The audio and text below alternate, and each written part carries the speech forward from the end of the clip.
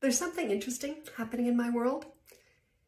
As someone who trains death doulas and other folks who are interested in learning to meet death and loss in a more conscious way, there's a change in who my students are, who's coming to me for this training. For the longest time, it was midlife folks, 45 to 65, people who either wanted a new career, a new kind of meaning in their life, maybe a renovation of an old career, or people who had had a huge death in their own life, often the death of a child, maybe a spouse, wanting to learn how to help other people navigate that better.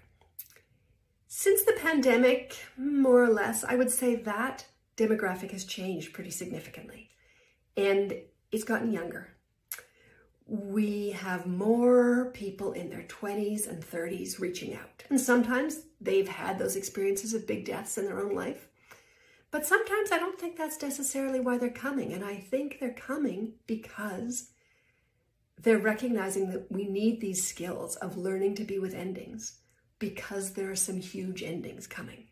Some cultural and social endings, some patterns of how we, particularly in dominant culture, have lived that can't continue.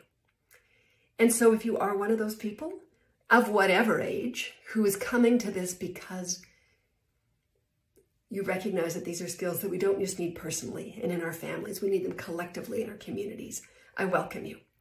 I welcome you and I thank you, because I think this skill set, this set of teachings that many, many people are sharing about how to meet endings and death with grace and consciousness and awareness, and to be able to move through them and find what's on the other side, are critical as we as a culture meet this ending with awareness and consciousness and grace and learn to move through.